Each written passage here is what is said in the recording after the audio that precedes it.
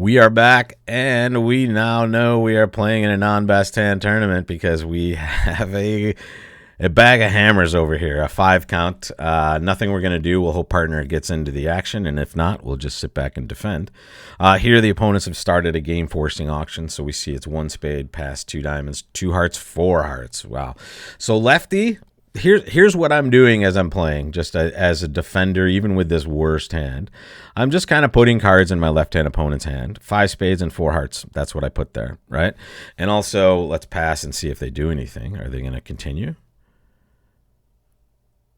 They're thinking about it. Okay, no, they pass, right? So you picture 5 spades, 4 hearts, and you picture around a full opening hand, like a 13 count.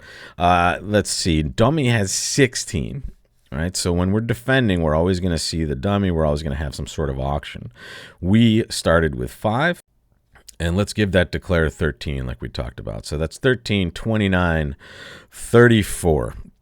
All right, so partner has room for about 6 points over there. They could have less if left-hand opponent has a little bit more. We don't expect left-hand opponent to have too much more, right?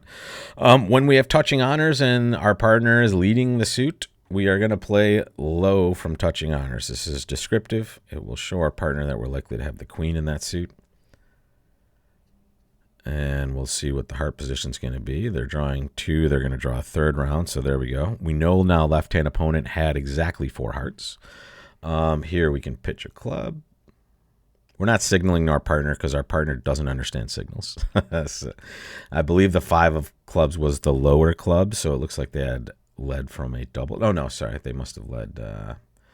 Well, we know they're going to trump this, but we might as well keep partner on lead if they are not going to trump it. There's a 7 of spades. So now we know left-hand opponents started with 2 clubs. They had 4 hearts. They likely had 5 spades, so they're very likely to have 2 diamonds, right? So just kind of chopping at that shape. Ooh, they're hooking us up with this because they know they can only trump 1 spade over there. Well, why not lead a diamond here and see what's going on? Nothing special. And at this point, they can trump. And now the diamond's good. And they had a winning spade in their hand also. So nothing we're really going to do about this one.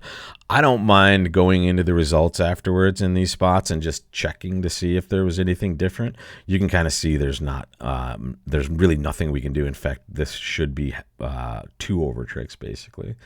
The robots slipped a trick here by giving us, I believe, yeah, this one right here. Not this one.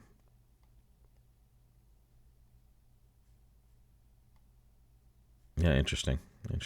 Okay. Well, we always like to see that. We could have helped them make 6, but we only let them make 5. It's the same robot at every table. I'm not getting too excited about that. Ooh, an even worse hand. We went from 5 to 3. Really interesting, though, because we see 2 passes in front of us. Right, so in this situation, we expect East to have a big hand here. So, check this out. This is the sandwich no trump. I want you to see why this makes sense. This is diamonds and hearts, the 2 lowest unbid suits. And the reason we know it's not natural is, what did partner do first? Well, they passed, right? So when they pass originally, they can't have this no trump hand. That is what we use it for. It's the unusual 2 no trump, but it's at the 1 level. So when it goes double here, this is just a support double. It looks like interesting. It's not penalty in any way. We just take a preference, right? I'm not showing any values by doing this. I'm bidding 2 hearts because I'm saying to partner, look, you showed 2 5-card suits. I am showing you that I prefer hearts, just so you know. Now they're going to bid 4 spades. I'm not unhappy about that with my hand. It's the best feature I have. Partner, of course, leads a spade. Here we'll force out the 8. See what they do. There we go. Okay.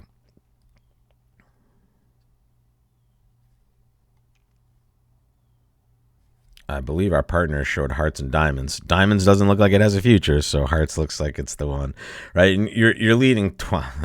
They don't even have the ace over there. Interesting. You're leading towards the weaker suits anyway, folks. But in this spot, with partner having shown strength in that suit, it's just obvious. So we're not doing anything, amazing in this spot. Well, let's make sure we play that card. Not that it's going to matter. Yeah, these are just winners. And now they get to play. It's so funny. The robot just likes to taunt, I think, just does weird stuff in these spots. Nothing to see here, folks. A normal 4-spade contract. I don't think we have anything different to do on this particular, like double dummy. Maybe partner, maybe if partner leads the king of hearts, they do a little better for our side. The creating a trick is probably a little bit better than leading a spade. And let this be a lesson to you folks. When you have singleton trumps, you usually don't want to lead singleton trumps because you're so frequently finessing partner out of their holding.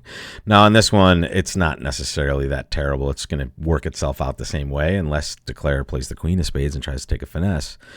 And even then, they can still probably get this situation pretty right. But just don't lead singleton trumps if you can avoid it. It's usually pretty bad for your side. Let's continue past 2-no trump. Okay. Well, we have a better hand this time, but they've jumped in with a 2-no trump bid in front of us, so we'll just sit back and let them find their spot. All right, they found a 4-spade contract. Check, check, check. This is when we want to make a pretty passive lead, folks. We know that our right-hand opponent has 20 to 21 balanced, right? So leading away from any of these honors is usually bad for business. Not necessarily the jacks, but especially the heart. We're never going to mess with this. So passive is pretty good, and a doubleton trump lead is not a singleton, so this is usually not the worst case scenario either. And now we can see we actually probably did pretty well to make that opening lead. So what can they have? Well, partner's either short. Okay, partner is short. So let's wipe out that 8 of hearts over there. See what we're doing? We're forcing our partner to ruff, and now they cannot ever develop a heart trick by just losing to us and keeping it over there. We've kind of taken that off the table, and we haven't done any damage to our side. At least I don't think we have. And we'll let them take their ruffs there. Now we know this is never a trick for them. They have to ruff it or it will go bye-bye. We have this string of let's defend 4 of a minor, 4 of a major, against the robots. That is the key. Ooh, boom, we beat it. Yeah, partner. Nice. All right. Yeah, getting off to a spade lead was pretty good on this one, right? We get to shorten their ability to actually take ruffs in the west hand. And we actually did well to come through a heart right away, obviously, right? We got our 2 heart tricks. And notice for partner, it's pretty easy also, right? They have cards they don't want to lead away from. They know there's some good stuff over here. And we're leading towards the weak suit in the dummy, right? So our weak suit through theirs.